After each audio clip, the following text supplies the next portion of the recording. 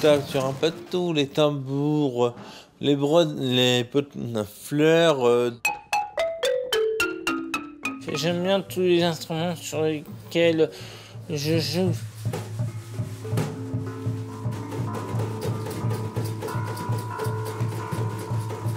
Bonjour. L'association Aurore, reconnue d'utilité publique, lutte contre toutes les exclusions depuis 1871. 3 axes forts et transversaux: héberger, soigner, insérer.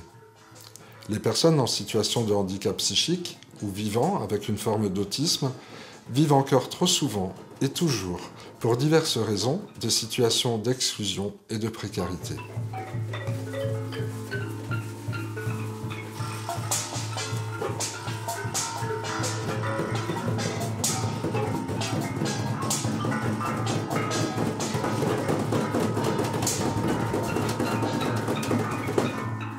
Le foyer de Ville-Berceau a rejoint Aurore en 2012. Créé 20 ans plus tôt, il est installé à Réfane, au centre du département des Deux-Sèvres, pour offrir un habitat et un accompagnement durable aux personnes sans solution, présentant une désocialisation et une perte d'autonomie liées à leur handicap psychique ou à leur autisme. Il accueille aujourd'hui 26 personnes dans un cadre de vie stable et structurant, organisé par une équipe pluridisciplinaire, et ce, dans un habitat diversifié.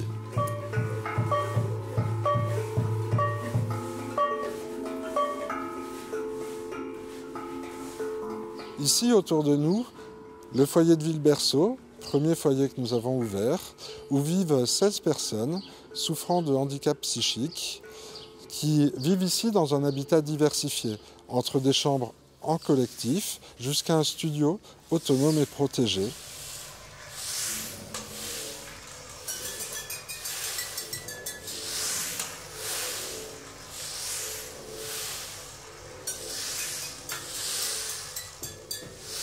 Je suis contente de vivre en studio parce que je suis plus indépendante qu'avant.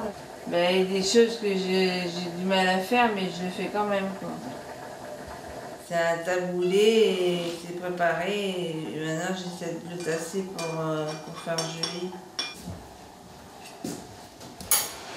Alors là je fais ma vaisselle.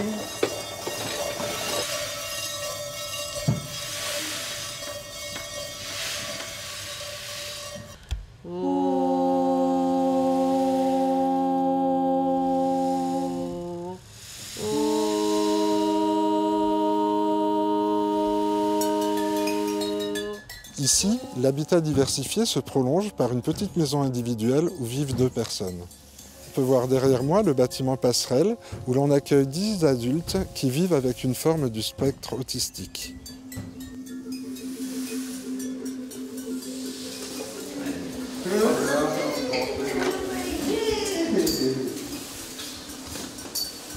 Mercredi, tu as théâtre?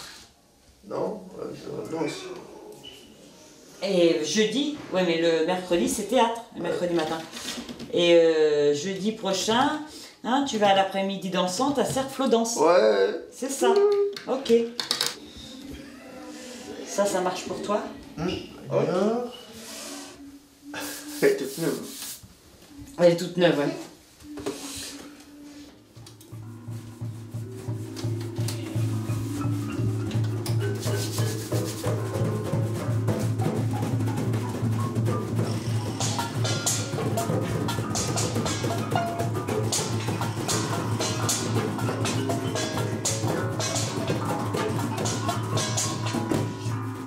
On nous demande souvent pourquoi le berceau.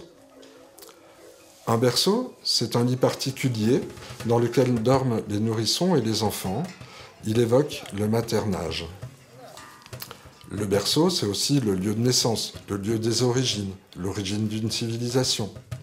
Le berre, ou un berceau, est une charpente de bois qui supporte un navire et glisse avec lui lors de son lancement à la mer.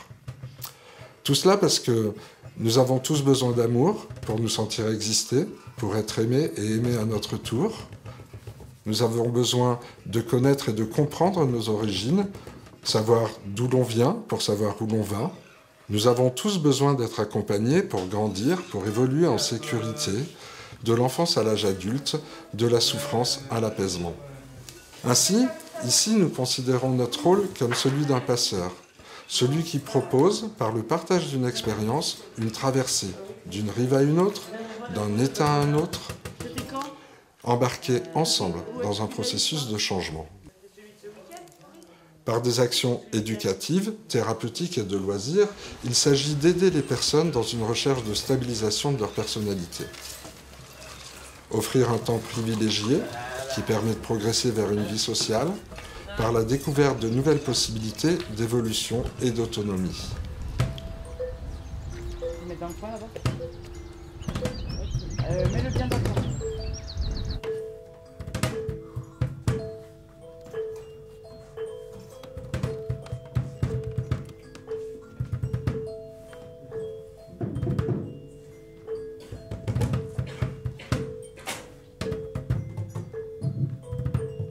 Les habitants du foyer de vie communiquent et interagissent avec la municipalité, les riverains, la population.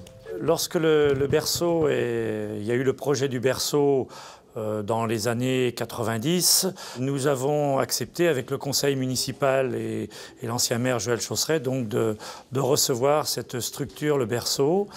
Au départ, c'est vrai que ça pouvait, par rapport aux habitants, interroger les habitants, mais très vite, on a fait en sorte que les résidents du berceau soient intégrés et se sont intégrés très très bien avec la population. Et c'est quand même une très très grosse structure qui est en plein dans le centre-bourg.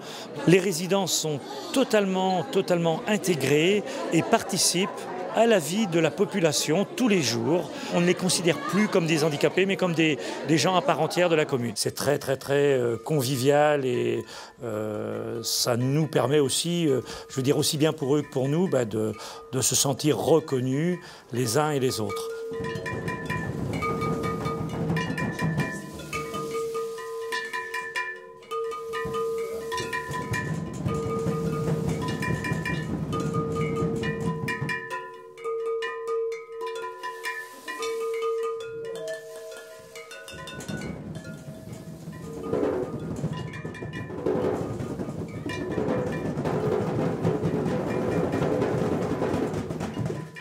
Cette socialisation ouvre la porte à la citoyenneté. Mais comment être citoyen lorsque nous ne sommes pas toujours en capacité de décrypter le monde qui nous entoure, lorsque nous avons des difficultés ou des impossibilités à communiquer et à interagir avec les autres, lorsque nous sommes sous mesure de protection et de ce fait représentés dans nos droits, lorsque nous vivons dans un établissement médico-social. Dès l'origine, nous avons émis l'hypothèse que la citoyenneté des personnes en situation de handicap peut être favorisée par l'accès à la vie culturelle. Ce droit à la culture, apparu dans la loi de 2005, doit pour nous inclure la reconnaissance des personnes handicapées comme sujet de culture. Il ne s'agit pas simplement et seulement de leur reconnaître la possibilité d'accéder à la culture des autres, de consommer la culture des autres. Mais ce qui est à mettre en jeu, c'est de les reconnaître comme des êtres de culture à part entière, qui partagent avec nous la même culture, qui participent à la même culture et qui sont eux-mêmes créateurs, producteurs de culture. En fait, entrer en culture avec eux, c'est non seulement parler d'eux différemment, mais c'est parler avec eux, un langage que nous avons en commun, un enrichissement mutuel porté par les valeurs humanistes vécues au quotidien.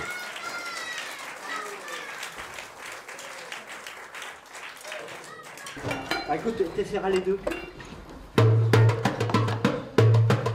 Puis là, tu mets le tambourin. On essaye avec celui-là. C'est ainsi que les habitants du foyer de vie côtoient de multiples artistes. Des clowns, des plasticiens, des acteurs, des musiciens professionnels. Ils en ont accueilli certains en résidence. Cette mosaïque symbolise les actions culturelles du foyer de vie. Elle a été réalisée par les habitants avec un artisan meilleur ouvrier de France et témoigne de leur vision de leur maison. Ils ont ainsi créé un festival, Festivart, Art et Créativité pour tous, que nous avons fait vivre pendant 12 ans Et c'est aussi ainsi qu'est né en 2003 le Ferraillus Band. Et du coup, j'ai pu partager l'aventure Ferraillus Band dès le début de l'aventure. À l'origine, c'est une rencontre, c'était des jeunes qui s'embêtaient un petit peu dans leur commune, qui avaient besoin de partager, de prendre du temps. Du coup, on a eu la rencontre avec le Berceau, notamment avec Alain, Jean-Pierre et Christiane, et qui ont rebondi sur cette idée qui était l'idée de faire un tout petit peu de musique et qui nous ont dit, vous, on vous suit un petit peu dans cette aventure-là. Donc du coup, ils nous ont donné les moyens, donc avec tous les amis du Berceau, pour le coup, de créer cette grosse aventure. Donc on est parti à la base donc, avec Éric Pelletier. La rencontre entre 9 résidents du foyer de Ville-Berceau, avec Christiane, qui est l'éducatrice, et les 3 musiciens donc, du collectif Gonzo. Et cette rencontre est... Et voilà, on a fabriqué quelque chose, un spectacle musical et visuel qui s'appelle donc Explosion de couleurs.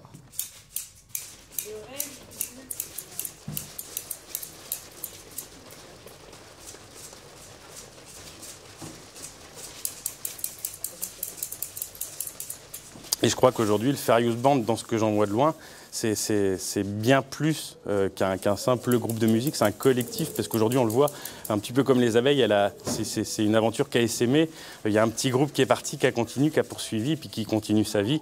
Et je crois qu'on peut parler vraiment du Ferraillus Band en tant que collectif, parce que dans la population réfanaise, et même je pense un peu plus, même départementale, aujourd'hui il y a vraiment des gens qui, même s'ils ne font pas de musique, qui sont associés et continuent à suivre ce groupe de musique.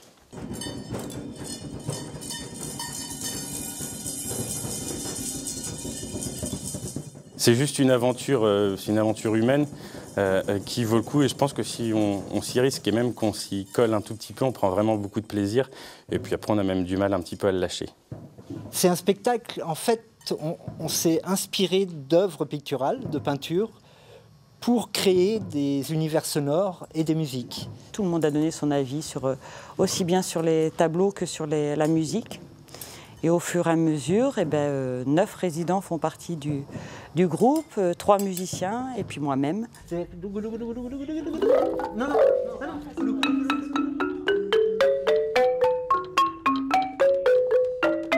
C'est plus comme tu le faisais tout à l'heure. Ah ouais. Tu vois? Et puis après tu retournes. Et voilà. Moi je pensais que sur ces interventions sur le cirque bleu, que tu sais quand je lui demande de démarrer, ça pourrait être un aller-retour.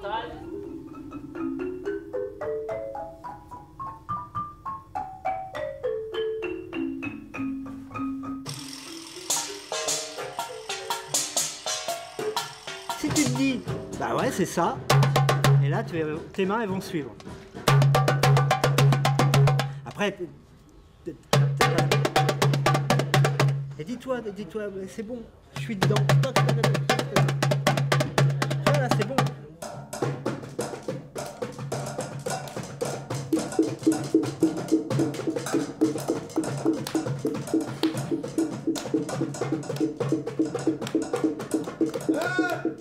Moi, je suis contente de jouer dans les Ferraillus parce qu'il y a une dimension collective qui est assez rare, de jouer à 13 personnes qui avons des vies différentes, on se voit régulièrement. Il y a un sentiment d'appartenance à un groupe qui est vraiment que je suis contente de partager. Et il y a une vraie joie de jouer ensemble et de progresser aussi. L'implication et l'engagement de tous les musiciens, que ce soit les professionnels ou amateurs, il y a un engagement sans limite, quoi, vraiment, ils se donnent entièrement. Et ça, pour nous, c'est hyper agréable, et pour le public aussi, évidemment. Il y a des très belles personnalités, et je pense qu'il y a j'aime pas forcément utiliser le mot émotion, mais je pense qu'il y a des moments où on peut être très ému aussi. Ferraillus, c'est... J'adore. Je joue un peu de tout. Casserole, pot de fleurs, sansa. Je chante. Oui, j'adore ça. J'aime bien les différentes créations qu'on a faites tous ensemble sur les différents tableaux qu'on peut apercevoir dans le spectacle, je suis assez fier de moi et de mes camarades. Où est-ce que tu es allé jouer? À Paris. Tu joues à Paris? Bien passé. La musique, parce que c'est un métier qui me plaît beaucoup et j'ai toujours rêvé d'être musicien et j'ai toujours rêvé d'être dans ce projet-là. Ah ben là, c'est simple pour moi, du bonheur. C'est vrai que du bonheur, du plaisir, du partage. Donc c'est très agréable de progresser tous ensemble. Voilà. Quand on parlait d'intégration, l'intégration elle est totale. Ils font vraiment partie maintenant intégrante de la population de Réfani. On est très fiers de les avoir auprès de nous, avec tous les encadrants, avec Alain, Didier, toute l'équipe dirigeante. Et j'espère que, pourquoi pas, que ça s'agrandisse un jour.